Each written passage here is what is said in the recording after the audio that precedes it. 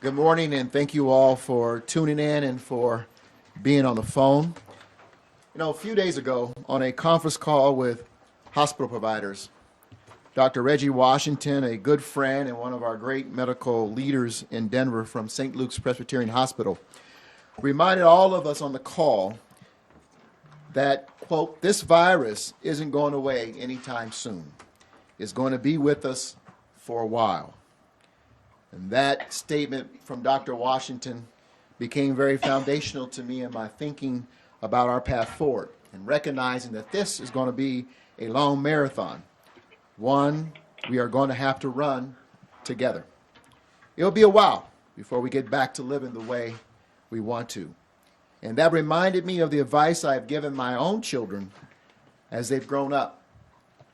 We must do what we need to do now so that we can do what we want to do later. I know our residents are anxious about what next week will look like in Denver, given the governor's phased relaxation of the statewide stay-at-home order beginning on Monday. I've also had to decide about Denver's stay-at-home order set to expire on April the 30th. These health orders have never been about stopping the COVID-19 completely. They've been about a target bending of the curve of infections and hospitalizations so our healthcare system could avoid being overwhelmed with desperately sick people. And thanks to these public orders, and thanks to the serious sacrifices of our residents, many indicators show that we are making progress in this effort. But our long-term public health challenge continues, and so does the equally daunting challenge of restoring our economy. From the state, we have 4 pillars of a statewide approach: creating a mask-wearing culture, protecting vulnerable populations, testing and tracing, and physical distancing.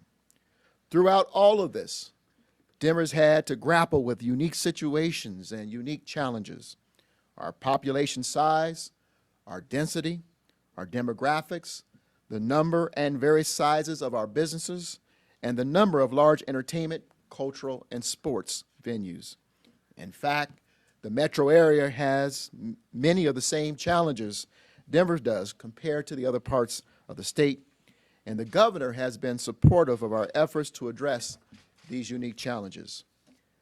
After very careful consideration, particularly in consultation with fellow mayors in the metro area and public health guidance, particular to our city, and a very talented and dedicated staff here at the city, and frankly, a great deal of prayer, I've decided to extend Denver's stay-at-home order until May 8th. And while we are flattening the epi-curve, Denver's specific metrics of new infections, hospitalization rates, and mortality suggest we are not completely out of the woods. So we need a little more time to scale up our testing and tracing capacity and to provide our residents and businesses the kind of specific guidance they're asking for. Let me say again that the governor's guidance has been helpful for the entire state, and every elected leader is approaching this from the same place, doing what is best for the people of our communities and the whole Colorado, not for politics. We're going to have to take an approach that looks to open up the economy in phases, which is an approach Denver will take, and the governor has also encouraged local jurisdictions to adopt measures specific to our communities. Extending the stay-at-home order to May 8th will give us more time to do the things that are necessary for our community to reopen safely and in stages. It will also give us more time to craft proper guidelines, regulations, and enforcement procedures, and to communicate that guidance to the public. The May 8th date will also afford our residents and businesses the time they need to prepare themselves for life after stay-at-home. The enforcement of any stay-at-home order issued by the city and state requires local enforcement. We are expecting to see the precise language of the state public health order and additional guidance soon, which will be critical to guiding our work. Since we lack a coherent national strategy that supports mass testing, it is up to the states and local cities to do what Washington can't seem to appropriately manage. It is very encouraging to hear on Wednesday, again, the governor confirmed this with me yesterday, that more testing is on the way to our state. Our public health officials in Denver feel that 1,000 tests a day on top of testing for those who are symptomatic should be an immediate goal for our city. I've confirmed that this is an achievable goal, with Denver Health alone soon reaching the capacity to do 750 tests a day. So this is about a coordinated approach around testing, and it's about accessibility for all Denver residents who may need testing. And we will be working closely with our private healthcare systems to supplement and to increase that testing capacity. We are also going to identify and cross-train staff to implement case management, including contact tracing and monitoring and case investigations, as well as increased coordination with our regional public health partners so contact tracing can happen across borders. To overcome the disease, we will need to prepare for future outbreaks, and that is why testing, contact tracing, and procurement of additional PPE are so important.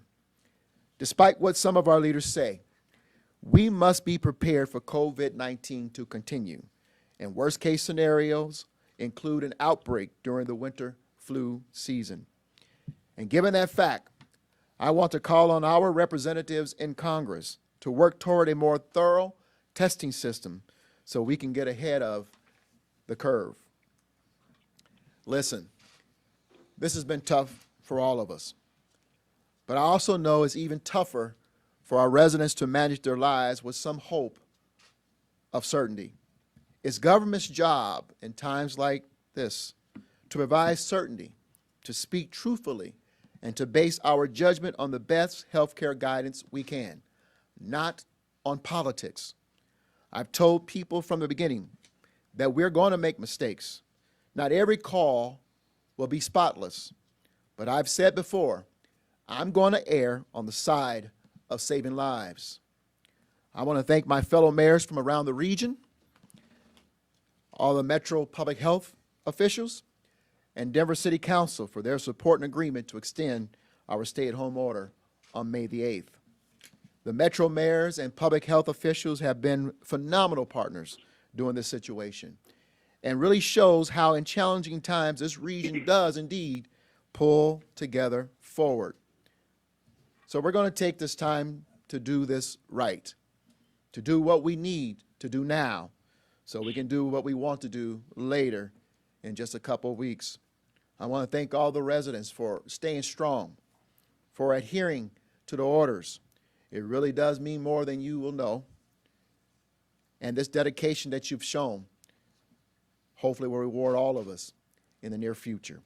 With that, I want to turn it over to our Public Health Administrator, Bob McDonald, to provide more of what we're looking at going forward. Bob?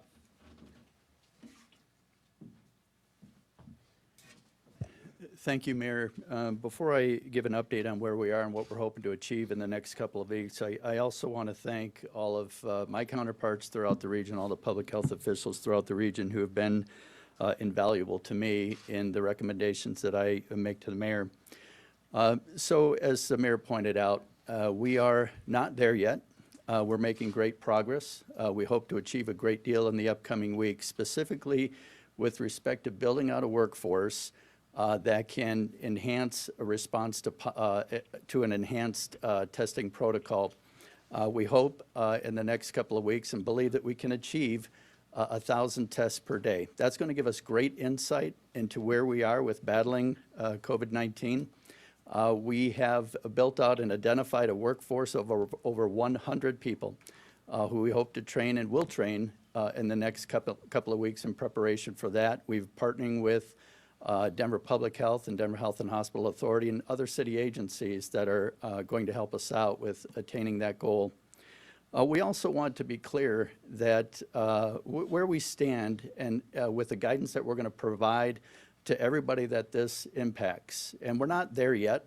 We want to put some very targeted guidance together when we do start easing up on restrictions so that everybody has a clear understanding of what they can and what they can't do. And we're reaching out to many people in the private sector to get their insight. We want to collaborate on that. So those are all the things that we are going to accomplish in the upcoming weeks so that as we ease up, we're going to be ready for that. We're going to evaluate our efforts every step of the way, adjust where we need to. But this additional time is going to put us in a much better position to be ready for easing up on restrictions. Thank you. Thanks, Bob. We're going to go ahead and open it up for question and answer at this time. I have a question, if I may. Yes. Lance Hernandez with Denver 7. Just wanted to ask, the governor is opening up the state. Do you feel, as mayor or as health officials for the city and county of Denver, that perhaps the governor was moving too fast?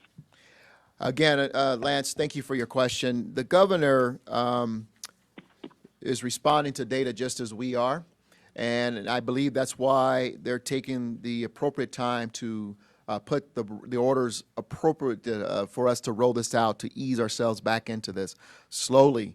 But again, when my prism, my optics are focused on Denver and the uniqueness of our population and our economy, and how we need to roll this out slowly with all of the protections and guardrails necessary to do it in a safe manner. The governor has been a partner, and I'll tell you that his guidance was very helpful. It actually helps us to accelerate and maybe even not have as long of an order as we might we initially thought we would need. But the orders are going to be important, and it's going to be important for us to adapt those orders to Denver, and that's what we're preparing to do. Thank you. Hi, this is Esteban Hernandez with Denverite. Can Bob talk a little bit about how the city plans on getting to 1,000 tests per day?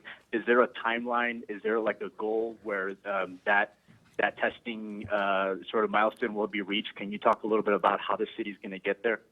Well, I think the capacity is there now. One of the things that we've learned over the last couple of weeks is that, and you might recall this, very early on, public health guidance, even from the federal level, was to not have people rush into the hospital to get tested. Not everybody needs to be tested, and you could run the risk of people bringing in when they're infectious, bringing that into a hospital setting. Apparently we did a very good job with getting that message out to the public, because now there's a hesitancy or people don't know that the capacity is there now and the systems are set up to take many more people to get that testing done. And so we're working with our partners at Denver Health and Hospital Authority and many others in the medical community to get that word out, that we're expanding on that capacity. We have expanded on that, and we're ready to take more people for that. We're setting up the protocols and the messaging for that. So I believe that we're there. We need to market it more aggressively so that more people are aware of when they could go and where they can go. And Lance, just Mayor, to follow up on that the- question, let me just say this, to follow up on that point. I used the term coordinated very intentionally, because I believe the power in this opportunity of opening up our economy is strengthened by a coordinated approach of working with employers, employees, institutions to get employees tested, particularly those who are symptomatic. Employers who may say, I want to know if I want all my employees tested before they come back. The goal, of course, is not only to make sure that we have safe environments in which to go back to work in, but also to grow consumer confidence. And if people know in restaurant A or facility B that companies have taken the steps to protect their employees and their customers, then hopefully consumer confidence will grow as well, and thereby strengthening the economy. I'm sorry, you want to follow? Where is that testing taking place? Is that Denver Health, or is there going to be another site in the city where people can drive up to? What is that going to look like? Clearly, Denver Health will be a part of it, but the goal is to have a diversity of opportunities for people to be tested around the city and around the metro region, quite frankly.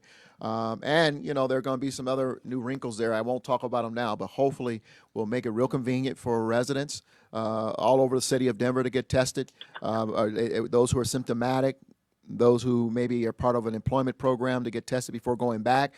That's what we're going to spend the next 2.5 weeks really focused on, and drawing out and building and creating that opportunity. Mayor Hancock, this is Nelson Garcia with 9 News.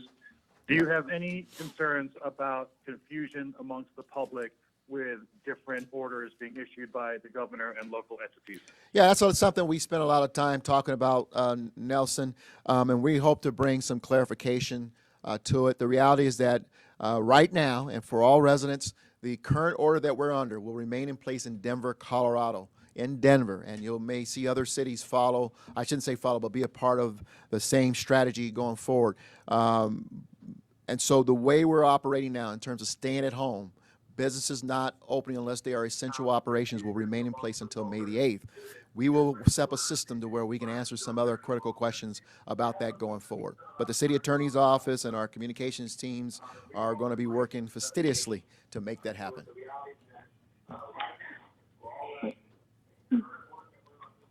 Next. Mayor, follow-up question. Question for Bob, please. Yes, Bob. This is Kyle Clark with 9 News. If it's possible to get in a question for Bob McDonald. Bob, the governor has made clear that he wants aggressive enforcement of the workplace limits in terms of the number of people in the workplace. Does your health department have the bandwidth to do all the things you need to do and scale up testing and be the primary enforcers on workplace limits? Yeah, thank you. If you could mute your phones, please. We're getting some feedback. Please mute your phone. Thanks. Thank you for the question, Kyle. You know, you raise a good point about resources being stretched.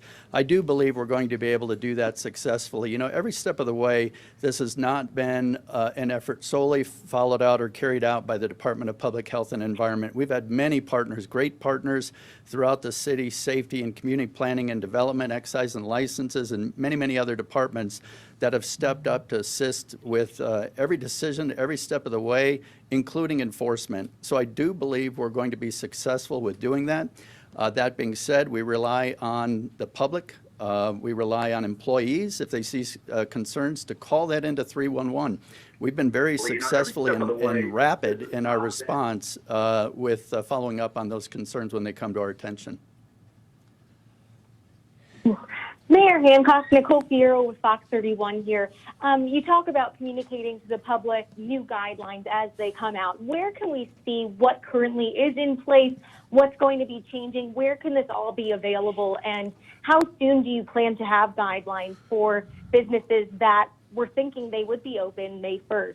Yeah, I appreciate that, Nicole. Very good question. Let me clarify again. Denver's order, stay-at-home order, did not expire until April 30th. And so even with the governor's move toward opening or easing the opening of the state this weekend, Denver's would have remained in place for an additional 4 days. And so we're extending that order out to May the 8th. Again, what we know today is what will be in place up until May 8th. And it's important people understand that the businesses that have been permitted to open up until or during this stay-at-home order, considered essential businesses will continue to operate. Those who have not been allowed to open will still not be allowed to open in Denver, Colorado until May the 8th.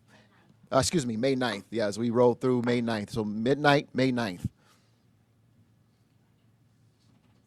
Hi, Mayor, Mayor. This is Connor Go from ahead. Westward. Thanks.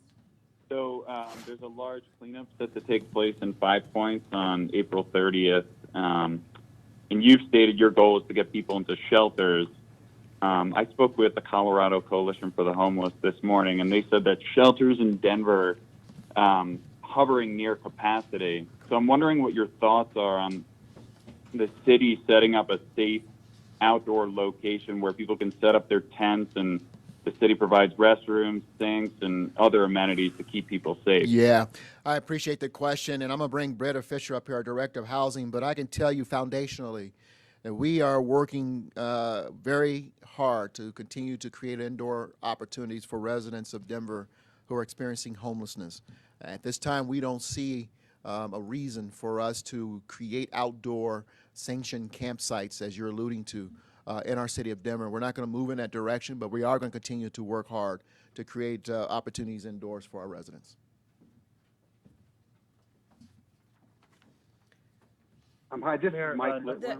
Just answering that last Go ahead, Mel. question, this is Britta Fisher, This is Mike Litwin from the Chief Colorado Housing Independent. Officer for Denver. And part of what we continue to do is to gain protective action rooms. I'm pleased to say that people who have been living outside have been part of the outreach effort and been connected to some of those rooms. So I think we continue to work on every support possible, including hand washing and portalets that are outside right now, and understand that there are demands for more, but we continue to try to meet the needs that we have with both rooms and expanded auxiliary shelters, as well as some of those hand washing stations and portalets around the city of Denver. Somebody else? Hi, this is Mike Litwin from the Colorado Independent. Mayor. Hey, Mike. Go ahead, Mike. What will Denver look like on May 9th? The state is taking small steps and then larger steps. Are you going to be caught up with where the state is on May 9th, or will you be sort of starting all over again? The actual public orders coming out from the state in terms of public orders and his executive orders of the governor and how they roll out will be helpful to us to measure and prepare for May 9th when we open up the city.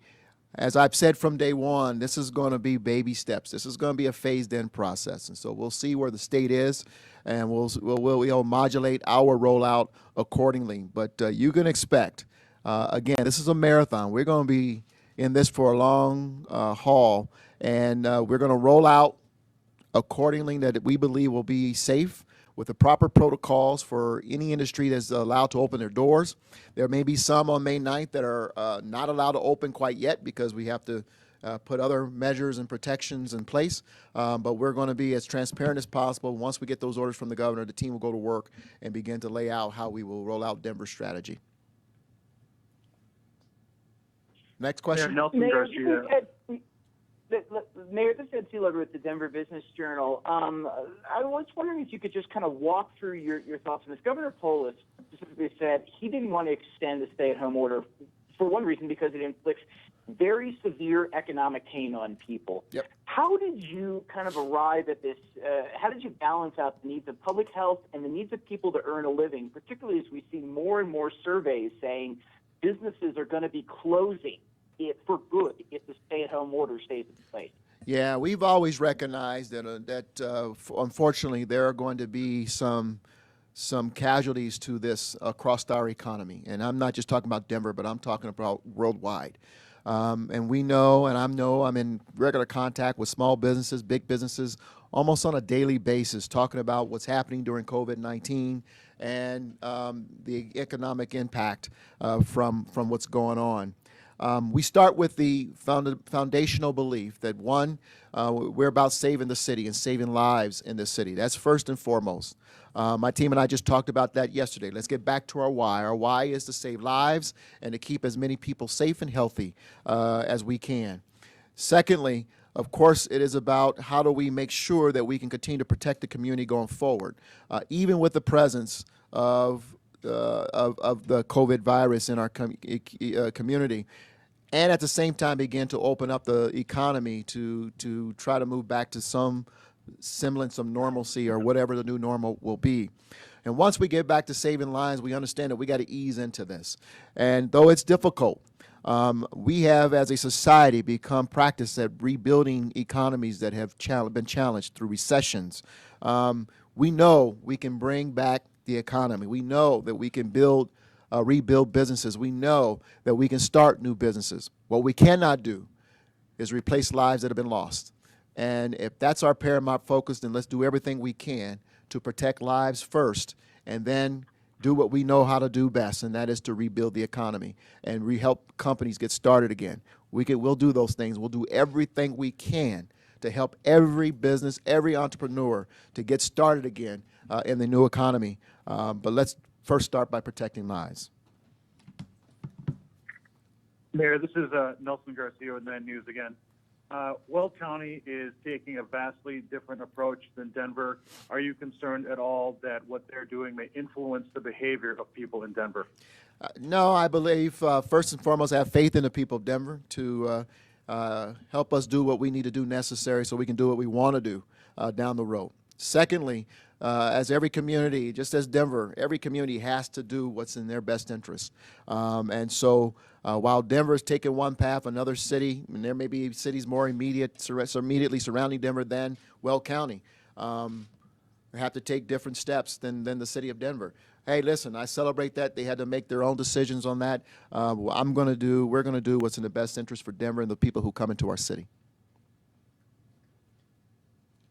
Mayor, Jesse Paul here at the Colorado Sun. One of the things that the governor said this week was that the modeling that he's seen shows that delaying the stay-at-home order or continuing it by 2 or 4 weeks doesn't change, has a negligible effect on the peak hospital bed usage, on the effect on the healthcare system. It sounds like you're seeing different modeling. Can you talk a little bit about why you think we're not out of the woods yet? I think you need to take a look at the broad brush in which we are approaching this issue. It's not just continue to bend the curve or to decrease the infections. That's extremely important to us. But it's also when we lift our heads, how do we look at this more broadly and further down the road? How do we build into our way of living, our systems, regular testing and regular access and to coordinated testing so that as we enter into different seasons, we are set up to protect residents and we can avoid future peaks, or at least not large of a peak or great of a peak going forward. And so you heard me talk about, yes, let's increase, let's have an understanding of what the gross capacity of testing is in our city. Let's make sure that we coordinate accessibility of that testing for whoever needs it, regardless of their ability to pay, regardless of what station they come from in life. Let's make sure that people have access to that testing all over the city of Denver. And then thirdly, let's make sure we have a system to do contact tracing, which is as critically important as the testing. Who do people have contact with? Let's make sure we're able to track them down. Let's make sure they're informed. Let's make sure we begin to box this virus in. We are no longer working to be driven by this virus. We are working to get on top and to drive this virus, know where it is, and to begin to minimize its impact in the community. That's what we're focused on. We have done the work necessary to create a plateau, to begin to decrease the impact of this virus. Now we need to box it in and make sure it's at our whim, that it becomes our punk, and we're not its punk anymore.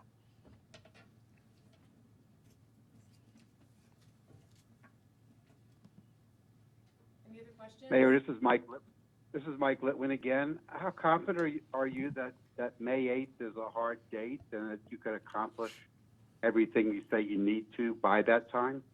Yeah, we're going to work very hard to get there, Mike. We got a lot of work to do. I'm not going to mince words with that. The team knows we had a lot of work to do.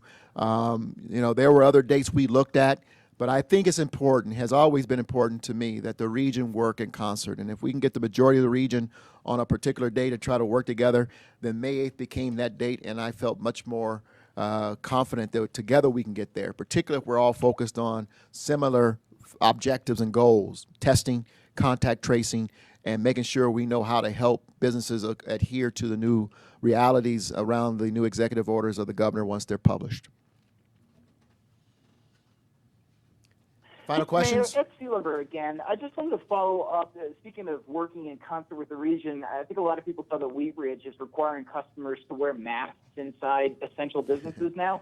Is Denver considering something like that? Does it have anything in place? And particularly given all the social media reports you see about people flooding parks without masks these days, I mean, how do you look at what the city absolutely has to require with masks? Yes, I've asked our public health and our city attorney's team to look at doing a mandated mask wearing strategy in Denver. Until we order something, which I hope to be in short order, I'm going to ask everyone, if you're going outside to walk the dog, put on a mask, put on a face covering. If you're going to take your trash outdoor, put on a mask, put on a face covering. If you're going to just go take a walk down a trail, put on a mask, put on a face covering. And certainly if you're walking into a public location, a grocery store, to see your doctor for critical care, put on a mask, put on a face covering. You may save a life.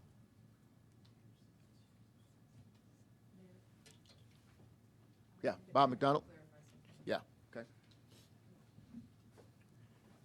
Yeah, I want to respond or go back to the question about what Weld County is doing, and I couldn't agree more with the mayor that we need to do what's right for Denver.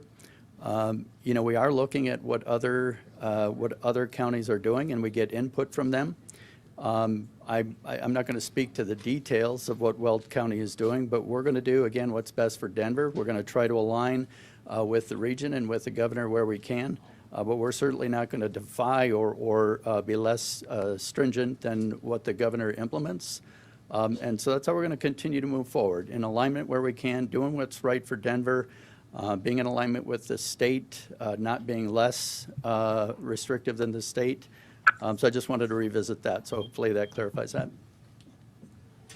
Bob, thank you for doing that. Apparently, I responded to the question without fully understanding what's happening in Weld County. But in terms of defining the orders of the governor, my statement is about being within the guidance of the governor and in partnership with the governor. And we have tried to do that on every step that we've taken. I would not be standing here had I not communicated with the governor what we were moving to do in Denver, Colorado. And that, quite frankly, it's an honor and in appreciation for his guidance that we are able to develop this blueprint. So that not by any stretch of the imagination am I advocating that someone defy the orders of the state and the governor. He has been a tremendous partner and has been a tremendous leader. And let me just say this clearly, because I love the fact that some people try to create conflict where there is none. Colorado is very fortunate to have Jared Polis as our governor at this point in time. He has led truthfully, he has led with transparency, and he's led through science. He believes in science, and he has listened to his public health leaders as they have advised him on decisions to make. I can tell you, I talk to him just about every day, and this is someone who wants to do absolutely what's right for the people of Colorado, and I'm grateful for his partnership. His guidance has been tremendously helpful during this time, and I want to make sure that that's very clear. And Denver, and by no means is going contrary to Governor. We are using what he has given us as a foundation to modify it and make it work for the people of this city. Any other questions? Mayor, Lance Hernandez again. Yes, Lance. Lance Hernandez This is about again your with fourth Denver question, 7. Lance? Go ahead. This is just my second one. My apologies. I know No. that Jefferson County has extended their stay-at-home order until May 8th. Tri-County is meeting at 12:30. The assumption is that they may do the same thing. If they don't, there may be a situation where businesses on one side of the street have to close or remain closed, and businesses on the other side of the street may not have to. We've heard from viewers that are concerned about that. I don't know if you know anything about Tri-County that I don't know yet. I know that they're meeting at 12:30, but can you Yes. address that concern? You know what? Tri-County public health officials and excuse me, the body there as they make decisions. These are tough decisions for everyone, and they're going to do, I believe, what they believe is in the best interest of their community.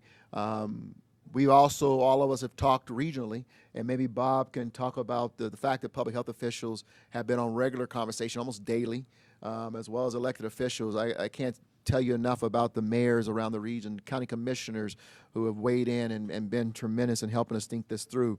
But communities are going to have to do what's best for them, and I'm hopeful that we have a line date. But in the event we don't, it's a reality we'll have to deal with at the time, and we'll all get through it. The good thing is we're not talking about June 8th, where we're talking about 6 weeks out. We're talking about 2.5, 3 weeks, and I think we will survive during that time. You want to add any comments there? Okay. Thank you, Mayor. Thanks, Lance. Hey, Going? Mayor, this Yes. is Connor from Westward. So these are really tough times, but Broncos fans had kind of a fun moment last night with the picking of Jerry Judy. Would love to hear your thoughts on the draft choice. Yeah, you know, I'm going to look over at Evan Dreyer. I was so excited to finally sit down and work on something else other than COVID-19, and the draft was coming on. It was 5:54, and Evan Dreyer calls me from the office, and I said, man, you are so lucky. It's 5:54, and you're early. I am so excited. I want to say very publicly, thank you, Las Vegas Raiders, for not drafting Jerry Judy. We got the best wide receiver in the entire NFL draft. I was hopeful, fingers were crossed, that we would get Jerry Judy. I think we just got an all-star future Ring of Famer in Denver, and if and when he develops correctly, he and Cortland Sutton with Deshaun Hamilton and other talent on the field, you got a team, an offensive squad that can do some very special stuff with Drew Lock as quarterback. Exciting pick for the Broncos. Well done, John. You took my notes. All righty. right, I think that's a good note to end on, gang. Thanks so much. Thank you all.